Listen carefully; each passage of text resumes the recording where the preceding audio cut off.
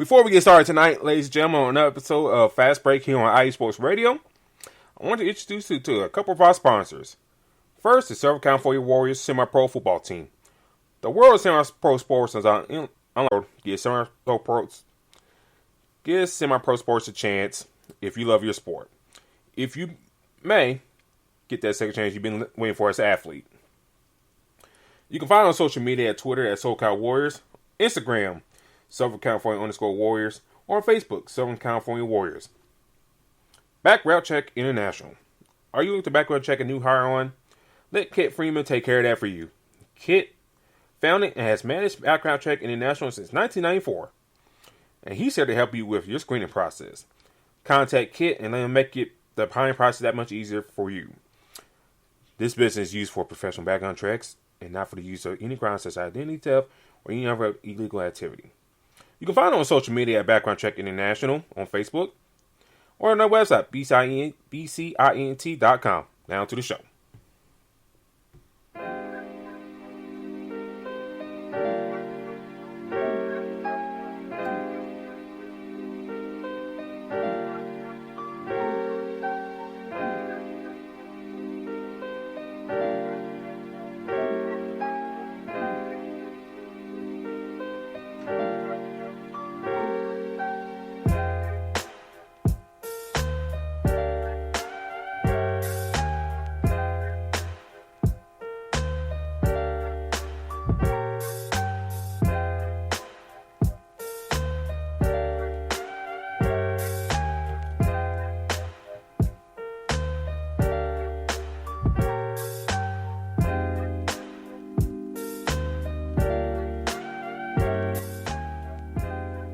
Hello, ladies and gentlemen. Tonight's episode, we discuss how Klay Thompson's return to the Warriors has impacted the Warriors, and what does that mean for the team moving forward for the rest of the season. Plus, what's wrong with the Hawks? You're talking about a team that changed coaches and kind of changed the trajectory for the franchise, but now they kind of be back in the cellar where they once were with Lloyd Pierce. We'll discuss what's going on with them. Plus, all the news and stats from the world of college basketball and the NBA. This is Fast Break here on IE Sports Radio, your direct free for all sports, and you're welcome to join us.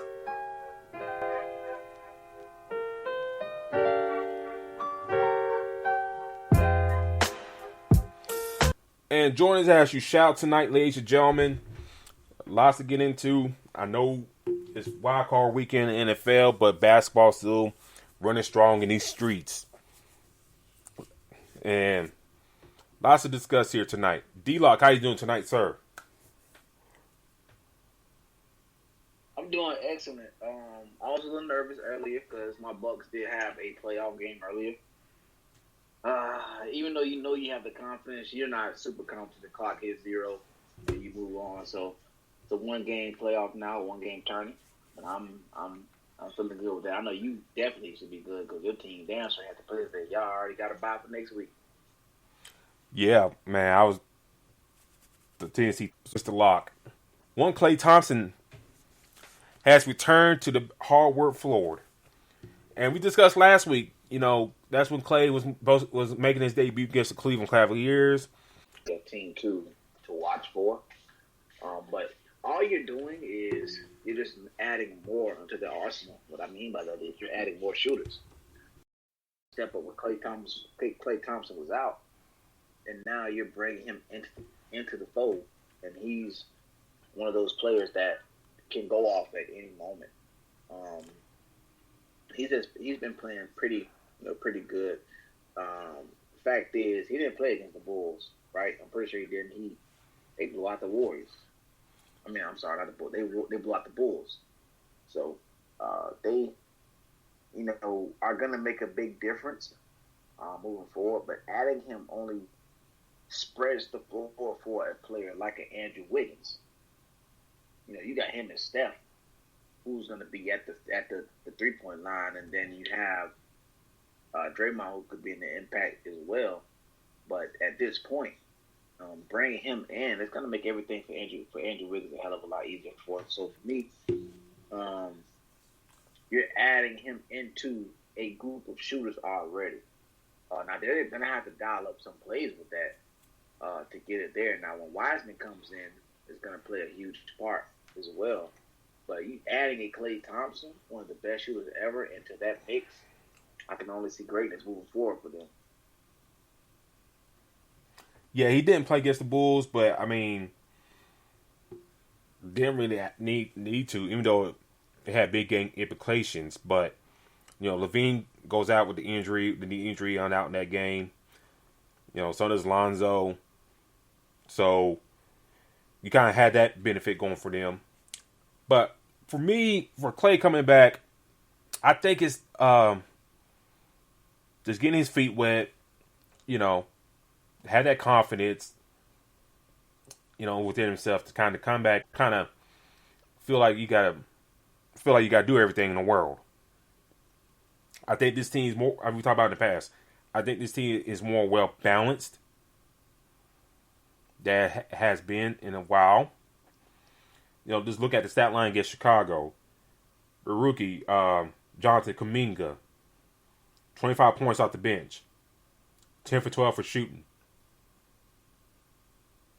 He was the FanDuel player of the night. So if you had him in your lineup, whoever, if you played and you had him, I'm pretty sure you made a lot of money if you would have had him because he got those garbage minutes and he went crazy.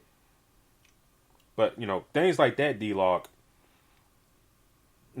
come down the line, they might have to throw in the rookie to help out with the heavy lifting. If Klay ain't feeling like himself or whatever, Draymond ain't feeling himself, they could throw the rookie out there to help with that load, that scoring load or whatever.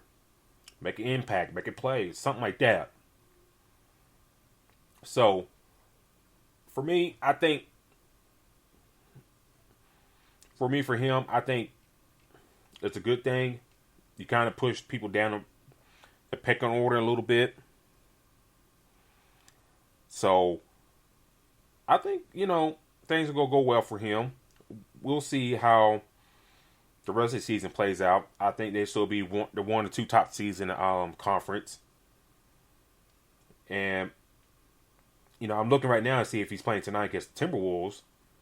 But even if he doesn't play, tonight against the Timberwolves, just pick out the key games, and then if he feels confident going back to backs and stuff like that, then play him. Play him. I'm looking at a video right now. Just pregame warm-ups and stuff like that. And, he's sitting there dunking the ball, so looks like he might be playing. So we'll see. In my eyes. Do you, with this addition, D-Lock coming back, do the Warriors still kind of hold that top spot in the East? I mean, not East, but West, but try to make a run back at it? Or do you still see the staying around that 2 spot above, right below Phoenix? I think the Warriors are going to have that spot. The biggest thing is the fact that they got Klay Thompson back. I think it's going to play a huge role. I don't know the projection of when Wiseman is going to come back yet, but I feel like putting him in that role, they're going to start going on a major run. Phoenix is going to be Phoenix. But they got Minnesota now. They got Detroit, Indiana, and Houston. Then Utah. So they got a couple teams that they're going to, I think they should beat Minnesota tonight, and Detroit should be a walkthrough. Indiana may be a push, but then Houston is a blowout. So they got the schedule is in their favor right now, and to bring another guy in like a Klay Thompson, now you're taking less pressure off Steph Curry. So I definitely see them getting that top seed, but Phoenix is going to be Phoenix. Chris Paul is kind of going through the motion right now because they have so many other guys that can come in and take that role. But I like the Warriors to finish ahead of them big time. And before I get my final thoughts on Klay, I want to shout out to the chat real quick. Shout out to Marcus Vitale in the chat. And if some of y'all don't know, Marcus is doing one of our new shows here on iSports Radio called Peach Sports Talk. All things Atlanta and outside Atlanta as well. Mr. Vitale, hope you still listening in because we're about to talk about your Atlanta Hawks here just a little bit. But his show goes live every Sunday before hours at 12 Eastern Time. So that's 11 for you Central folks, 9 on the West Coast. So please tune in with him every Sunday. Thank you for tuning in with us, Mr. Marcus. And shout out to Tammy Rodriguez in the chat. Thank you for listening tonight with us, sir. Yeah, I know. Yeah, the Lakers. I don't know, man. Seems like people, I don't know, Terrence, like people started directing that anger towards Rob Pelinka now. So maybe that's probably a good thing too.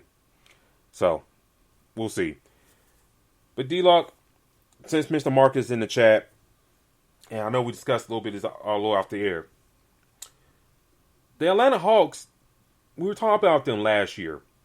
They made a good run to the Eastern Conference Finals. Took the Milwaukee Bucks to 6 games. Right now, they're sitting at 17-25 outside the playoff picture. About 4 games behind the New York Knicks in the 10th spot. They recently made a trade.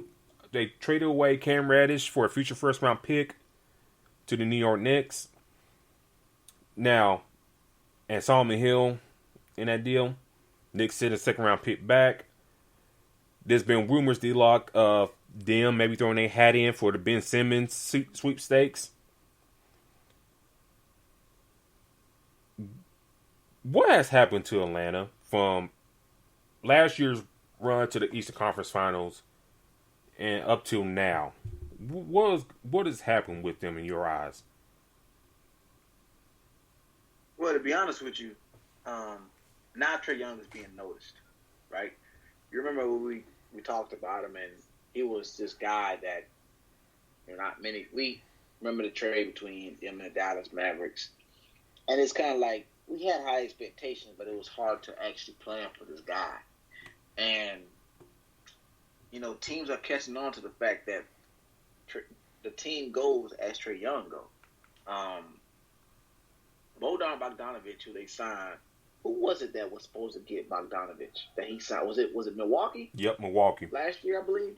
Yeah, so you remember they fought over this guy, Bogdanovic, and he has not been what they signed him for. He's making $18 million. He's not been that guy. He's not been very consistent.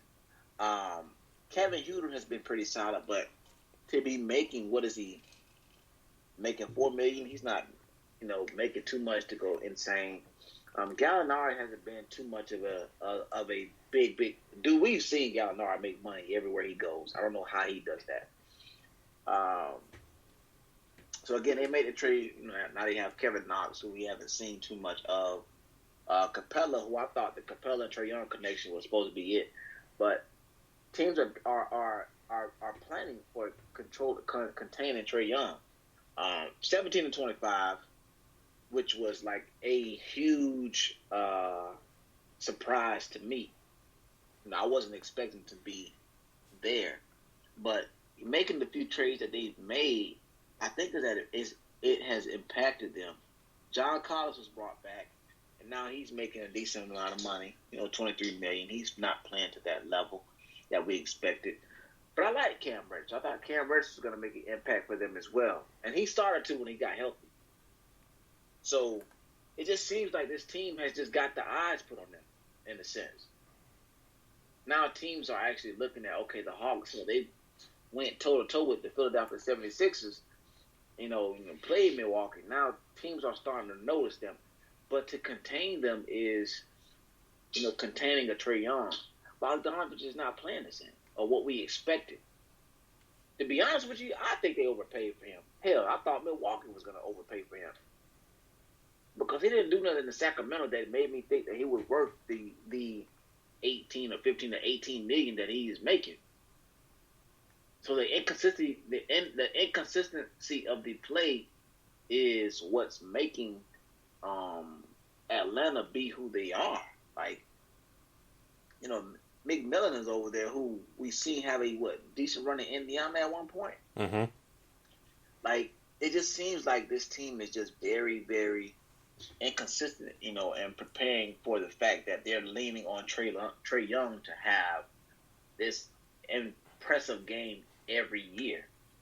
And that's not every year, every game. And you got these other guys that are supposed to make their impact. Dylan Wright is over there, right?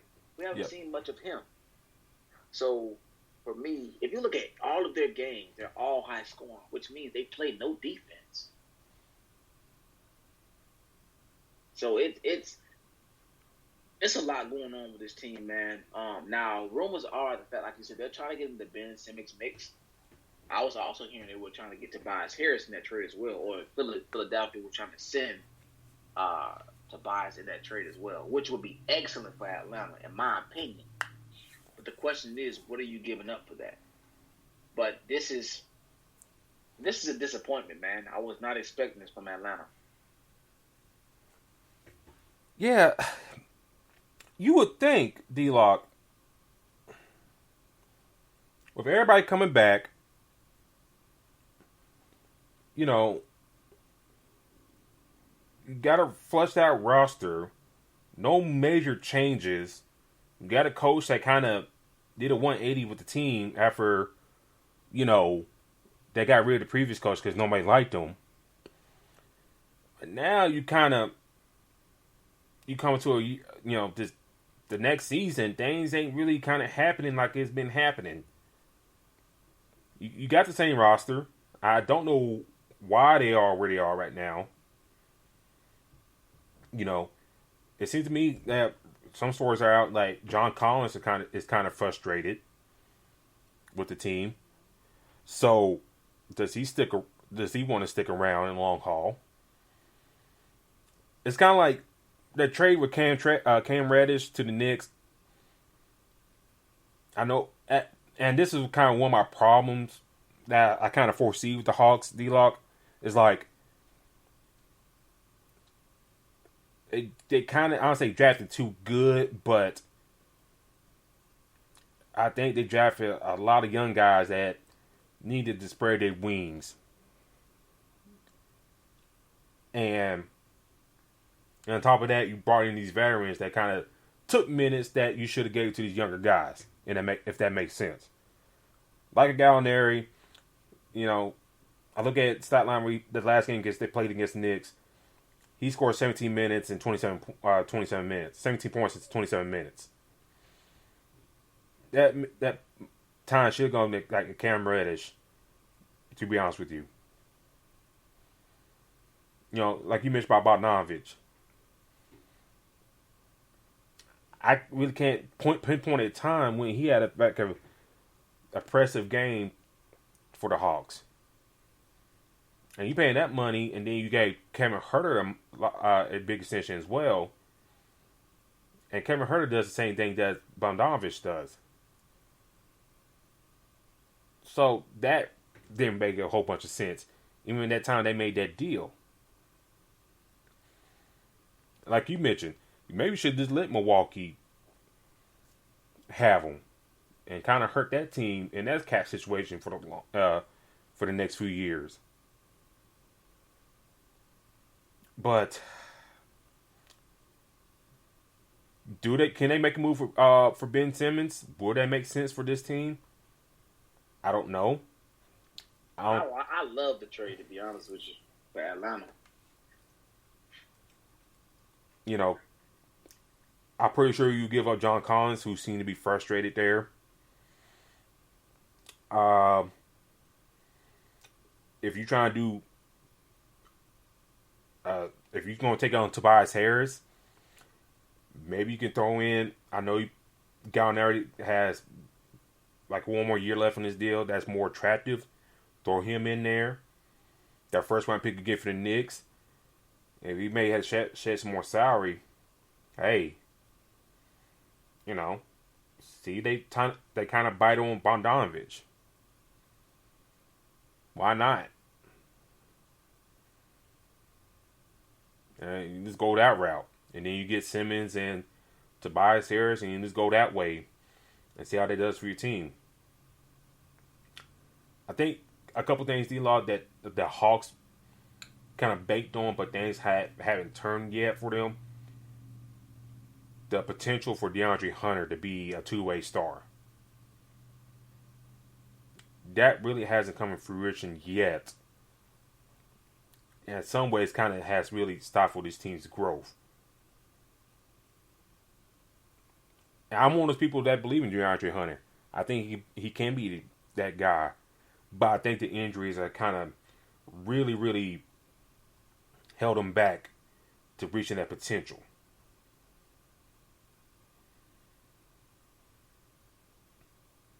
Now, nobody's brought up the coaching. I know Nate did a great job righting the ship after Lord Pierce has left, but do I think he was the coach for the long run for this team? I don't know. That's really a really tough call to say.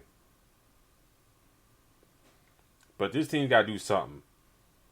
You brought back your whole roster from last year. You're at the bottom of the East.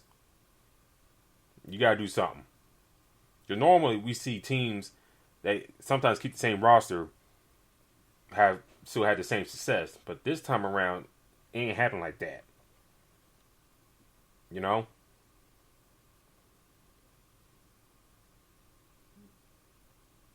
So we'll see how things shake out.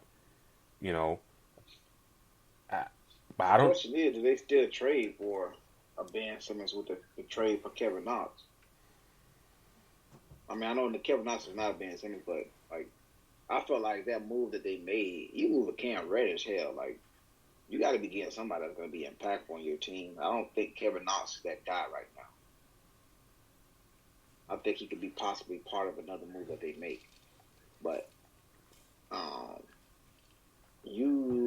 if you're going to get the Ben Simmons and Tobias, you're probably going to have to give up John Collins. You're going to have to give up a Kevin Knox who you just traded for, a couple picks, and possibly a shooter. So either Bogdanovich or Kevin Huerter. But to me, I think it would be worth it because they don't play any defense in Atlanta, man. Like, they don't. And I think that's what Ben Simmons brings. People look at what Ben Simmons did against Philly. I'm sorry, not Philly.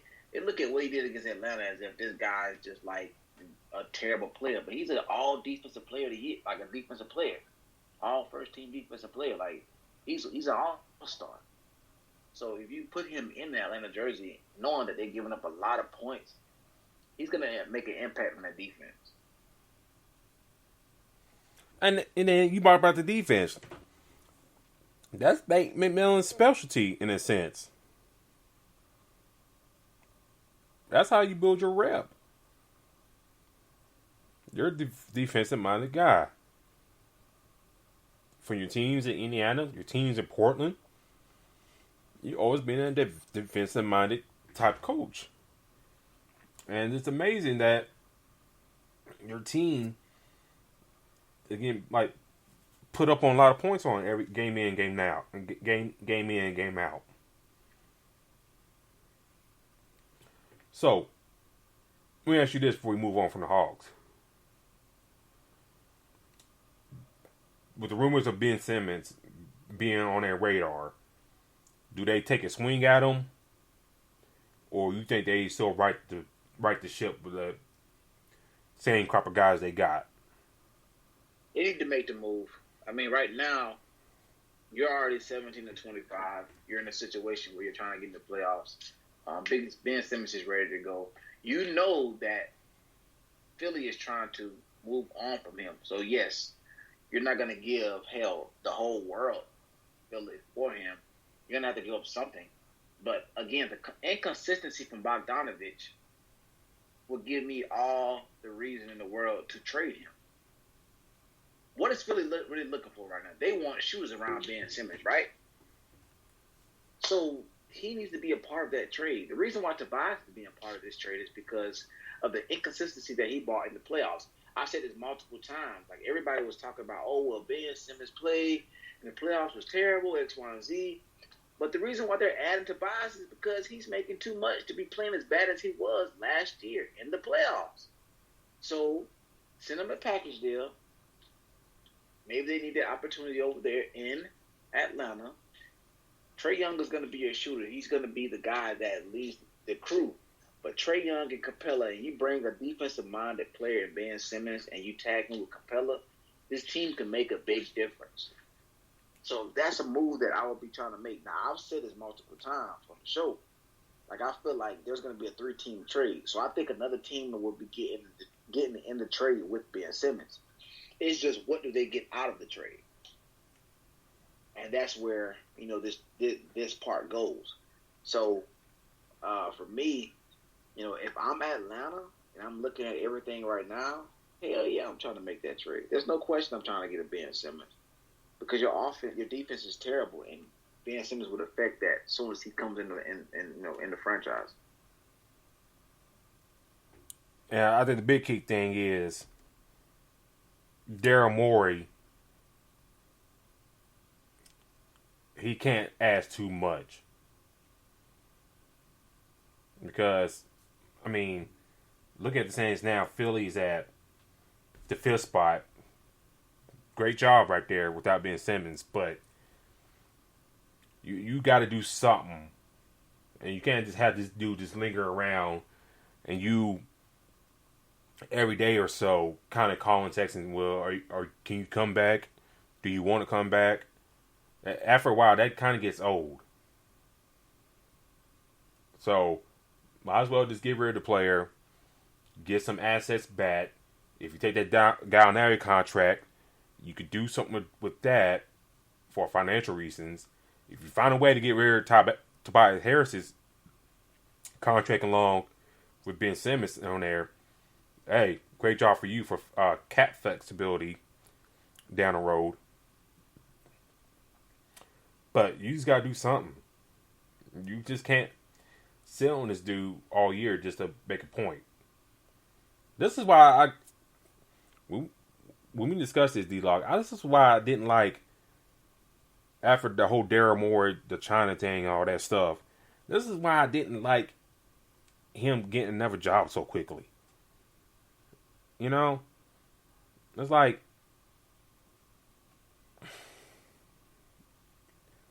like, okay, you didn't do nothing, James Harden.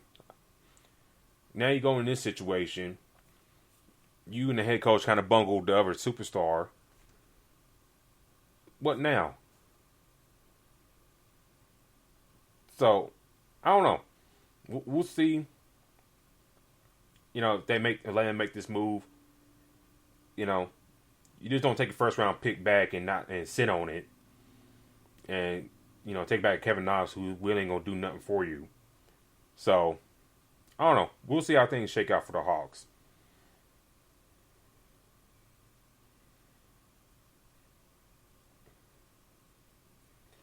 But kind of look at scores and stuff around the league right now on this Sunday night. Warriors and Nuggets are in the first. Warriors and Timberwolves, are in the first quarter. Klay Thompson is starting for the Warriors. So far, 2 points. No Steph Curry tonight for the Warriors. Probably just a rest day. So Jordan Poole's in the starting lineup. 18-20. Well, 20-20 now. All in that game. 7 points for Patrick Beverley to lead the Timberwolves right now. D-Lock, I know you were high on the Timberwolves on the beginning of the season.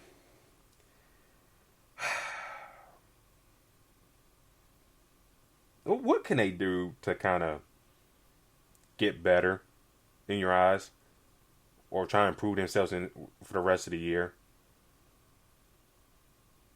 Man, right now, man, like outside of Orlando disappointing me, this team is one of the most disappointing teams. And the reason why is because the high expectations that I continue to put on them. I just feel like, I really like I really like D'Angelo Russell. Like, I just feel like he can be a franchise changer. I always felt like that. But the inconsistency, they're up by 2. The inconsistency from him is where it hurts everything. Now, the rotation that they have with the guys that they they throw in the mix. Maybe Jimmy Butler was trying to tell us something when he was there. Remember, it was with him that he had that practice where he kind of like basically beat them in practice by himself. Well, go ahead. Well, I mean, the only person that really was there, I mean, who's still there from that time, but is Karl Anthony Towns. Exactly. And that's kind of, yeah. Go ahead. No, you got it. But I think the only person there at that time when he did all that was Karl Anthony Towns. Now you kind of look at it. Now, I mean, you got a strong-minded person there like Patrick Beverly. You got D'Angelo Russell in the fold, a person that he's real tight with. Anthony Edwards, has really, really come on strong here in the NBA the past year. So, I don't know, man. It's just, can't figure it out. Malik Beasley, he's solid out the bench. They got some nice forwards that can score for you and stuff like that and defend and rebound in Nas Reed and Vanderbilt. But I was just like, I know they're playing the West, but still. We got 3 guys under the age, I'm trying to guess it, under the age 27 or 25 and under, highly skilled. They gotta bring more to the table. Question. Yes. And this is a question that many people probably would have. You would think it's a without a doubt question. Do you trade Karl Anthony Towns?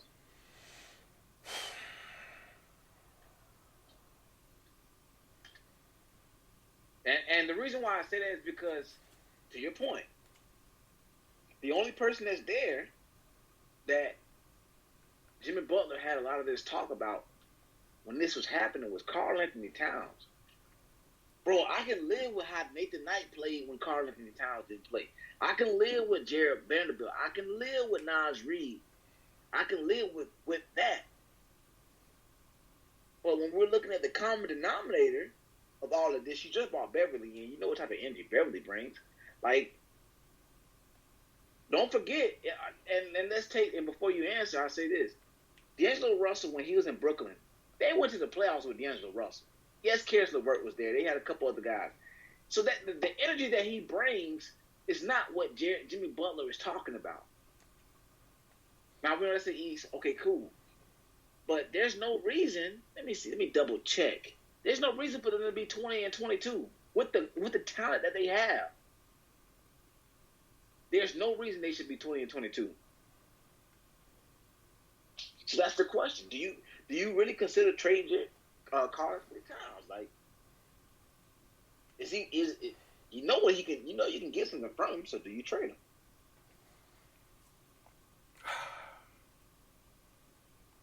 It's tough. I'm looking at stat line right now.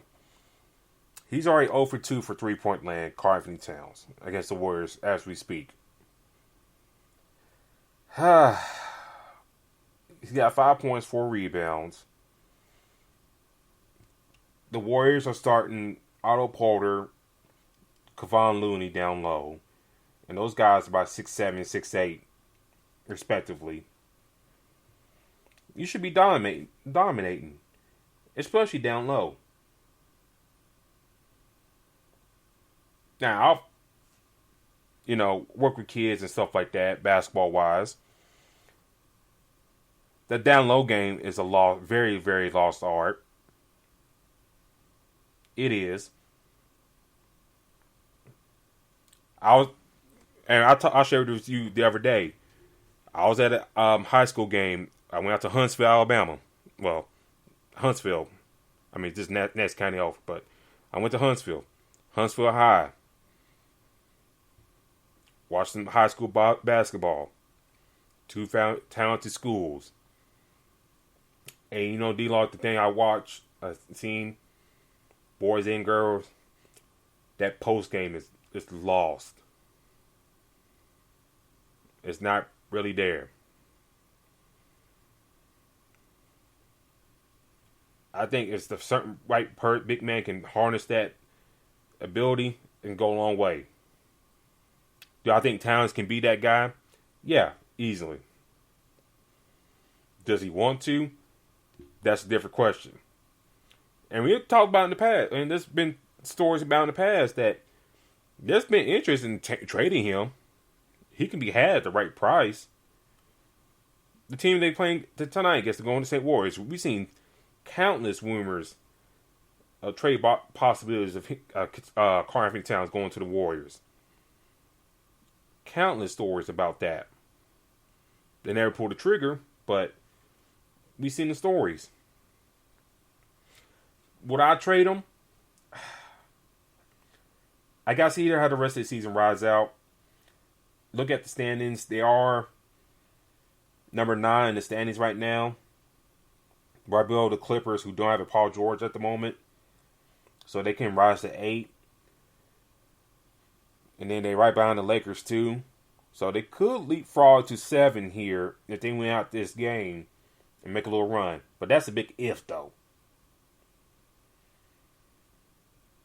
And we know two good things can happen at once with this team. So I'll say hold off. See how the rest of the season plays out. And then you got to think about your team's future from then. Because you always got to think about DeAndre Russell. And if you really think about Russell, especially his time back in Brooklyn, like you alluded to, at times he didn't play a lot. He had a lot of DNPs in his time in Brooklyn. Until they woke the hell up and started playing him. But, you know, if you make the playoffs, miss or whatever, well, I'm pretty sure they're going to make it because some of the other teams really don't like appetizing. But you got to really sit down and go which way you want to go. You got 3 guys under 20. My thing is, it just, to me, and it's sorry to cut you, it's just, Karl-Anthony Towns is a stat sheet stuffer right now. You know, we've seen, what was it, an argument he got into it with Joel Embiid, was it? At a game, I think. Mm-hmm. Like, how far can it go? And we had this conversation, even not just basketball, but in any sports, even football, and just to say that the Steelers are kind of helping you out right now with the pick. They're moving the ball down the field. Ooh. But some teams are just not going to be successful. Like, they just find a way to mess it up. Prime example, Dallas damn Cowboys. We seen them have this great season, and everybody's talking about how good they are and all that. They look like they're going to be the team to beat, and they got high expectations and all this. And they blew it the first playoff game. So some teams, they're just not going to live up to those expectations or what they can do. And the Timberwolves are one of them. But to get rid of that, at some point, I mean, I know that Karl-Anthony Towns has the talent and he can do all these different things, but if we're not winning championships or at least, you know, on our way to championships, like, why even be, like, I'd rather start fresh. Let me see where they are specifically on the Western Conference. Right now, they are ranked. My laptop is going a little bit. They are 9th right now. So they're out of the playoffs right now. To a team of the Clippers who don't have a Paul George and a Kawhi Leonard. So, for me, like, now I understand what Karl-Anthony Towns can do. And like you said, you wait and you see, and you see how it can progress forward, and we'll see. Hopefully it does. But Karl Anthony Towns, man, that's probably the person on the team that's going to get you the most value in return. And what makes it so bad is your other bigs are playing pretty well to make you consider trading him. Well, right now, technically, they are in the playoffs because they're in the playing game scenario. The playing game, right? Yeah. Like I mentioned, if they string up a good couple wins, they could overtake that 7th spot. But it's going to be really hard to climb in that 5th and 6th spot. Well, you got Dallas and Denver right there. And after that, you got Utah. These well playing Memphis Grizzlies that we haven't shown a lot of love yet on this show, and we should. Those guys are playing ball out right now, and John Morant should be in MVP talks as we speak. But same on Timberwolves. Like I mentioned, before I'll wrap it up on them. They got to see it out and just go from there. Russell, he's been injured on and off. So can you really depend on him for the future? That's really another question right there. It's really tough to say, man. It's just like you should win with those nice 3 young guys there, but it really hasn't materialized yet. They got a decent supporting cast around them. It's just like, how many times we've seen those 3 guys play together in a whole bunch of games? That's the main question. And plus, maybe it's coaching as well. But I allude to this on Twitter on our Fast Break account, and please follow us if you do. If these guys ain't scoring above 20 points or so, then they ain't winning the game. But there's few far between that these 3 guys actually play together. And that was Russell and Towns.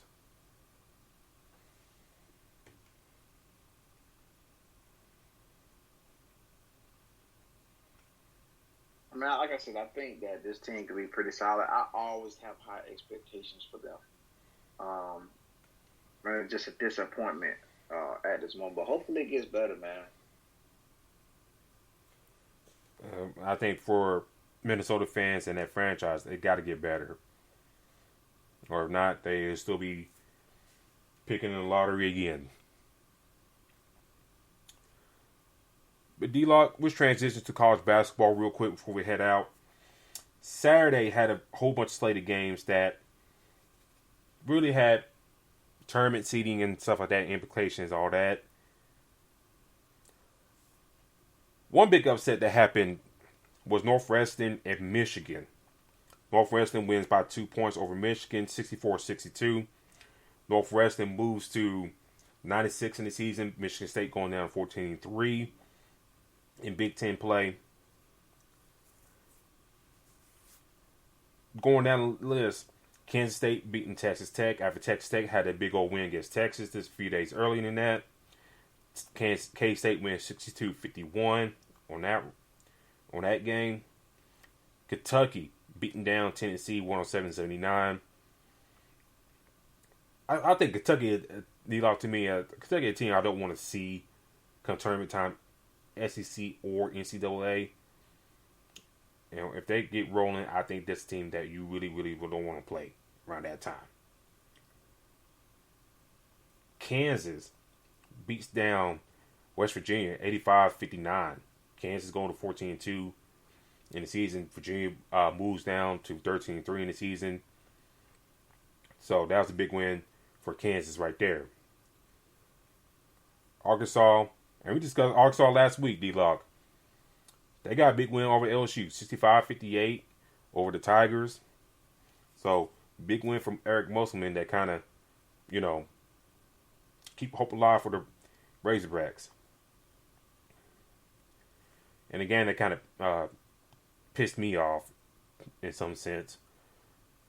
Alabama losing to Mississippi State, 76-78. Alabama moves to 11-6 in the season. losing 3 straight. Mississippi State moves to 12-4. So those fucking Bulldogs win. Excuse my language. I had to get that out there, ladies and gentlemen. I'm sorry. Anyways. That one hurt. I know. Trust me. I can hear it in your voice. That one definitely hurt. God, this Mississippi State. This is like, this Mississippi State. This Mississippi State, man. Anyways, I'm sorry. Oklahoma State, who's not eligible for the tournament, beats Baylor, who loses 2 straight here in the past week, 61-54. Auburn beating Ole Miss 80-71. They continue their hot ride right now. Oregon beat USC 79-69. So, does it seem like to you, and some people some of these college basketball guys trying to put an upset and stuff like that, like Texas Tech, winning last week against Texas was an upset. But I really don't see it as an upset. Do you see some of these wins, like I mentioned, like Northwestern, Michigan State, as upsets in this day and age compared to like 10 years ago?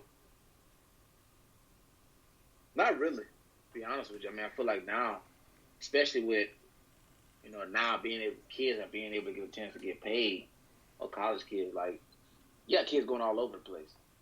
So the recruiting is a lot different. Now we do see Kentucky may lose some games, or Duke, or maybe a Michigan a couple times, but for it to be a complete upset is not how I see it, because these teams get those opportunities to get these athletes. Remember, this is not football, right?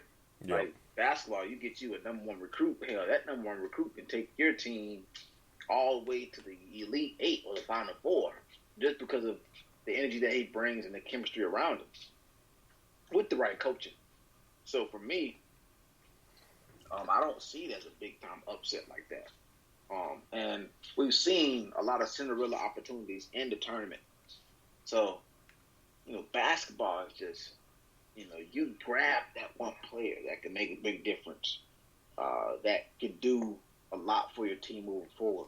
And for me, that's just how I see it with college basketball compared to college football. So I don't really see a lot of these as upsets.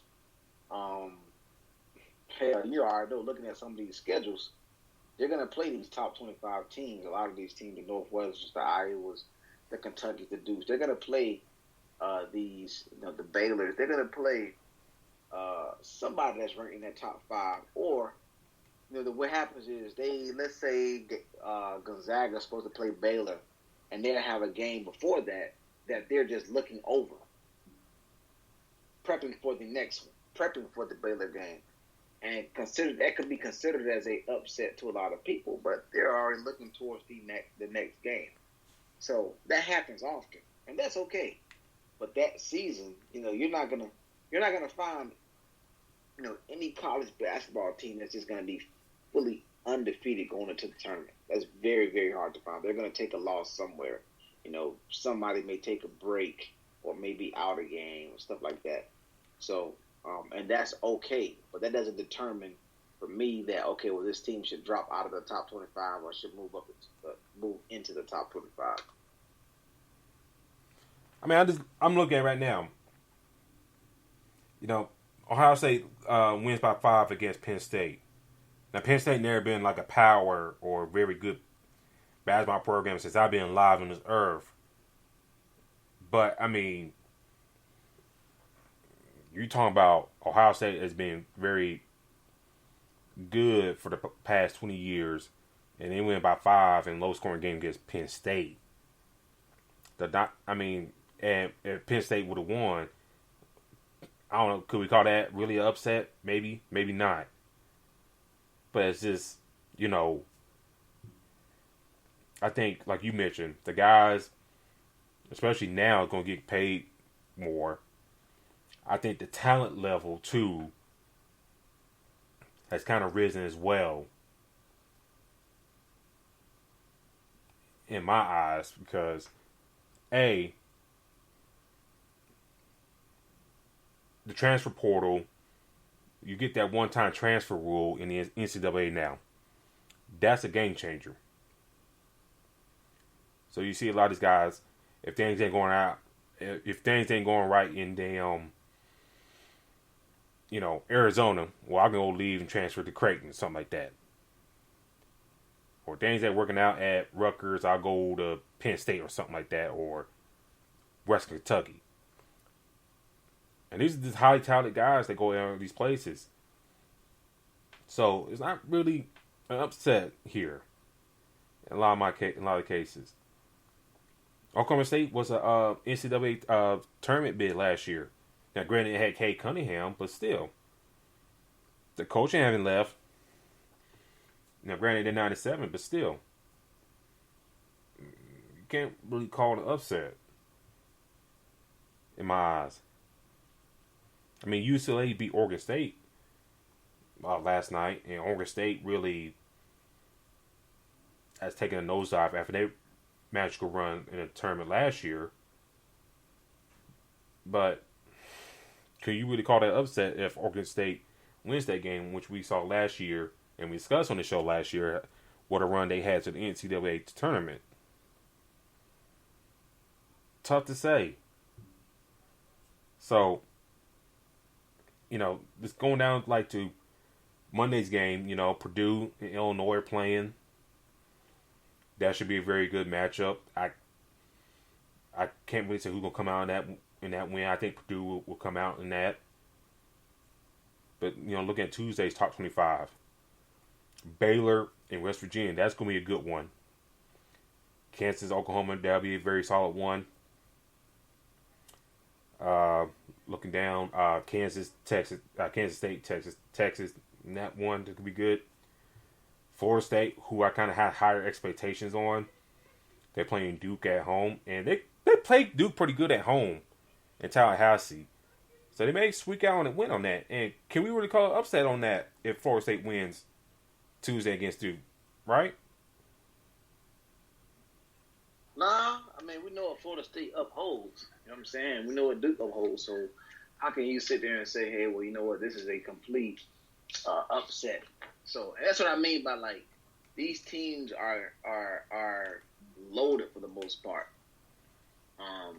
So to say that that's a complete upset would be disingenuous to other teams. You know what I'm saying? So no Florida State is gonna be. Did they win ACCs last year? You talking about Florida State? Yes, I think, if I'm not mistaken, they may have. I think so. I'm thinking off the top of my mind, they might have.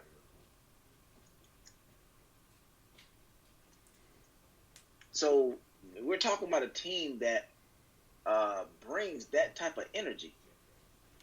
You know what I'm saying? So Florida State is known for getting pretty far in tournaments. So, okay, they're not ranked. Cool. Whatever. But they are one of the teams that are going to cause problems for many teams moving forward. So I would definitely not see that as being a, Sweet 16 for them last year? Yep. Come on, man. So for me, I can't say that it'd be an upset. You know what I'm saying? Or vice versa. So, but that's the nature, like I said, of basketball, just because you don't have that number.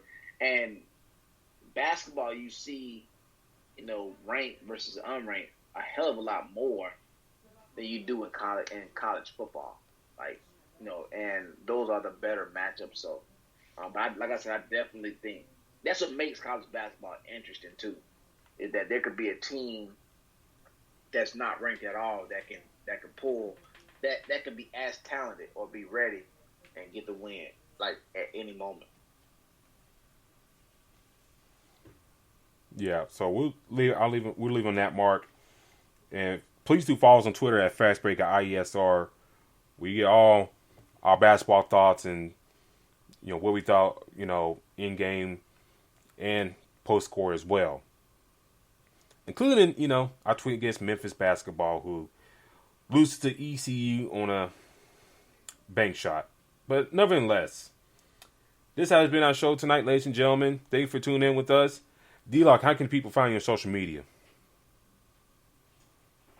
You guys can find me at Black-813. The 813 stands for Tampa, which is for my Tampa Bay Bucks that did their job today. So I'm in a great mood. I will be until next Saturday or Sunday. Black-813 on Instagram or Twitter. Let them know they can find you at, man. You can find me on Twitter at Spawn4288. That is Spawn4288. Also, like I said, do follow us on Twitter at IE Sport. I mean, Fastbreak at IESR. That's Fastbreak IESR.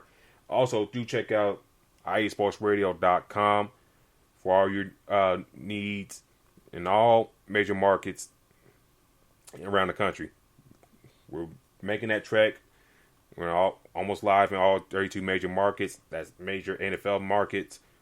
So please do tune in with us. Plus on other shows in the network as well, including soccer, volleyball, baseball, who's kind of on a hiatus with the lockout and stuff, and so forth. So please tune into the website. Check out our Patreon there. Please do give us our support on there as well. And until then, next week, ladies and gentlemen, we'll give y'all more news around the world of basketball. Until then, we're out.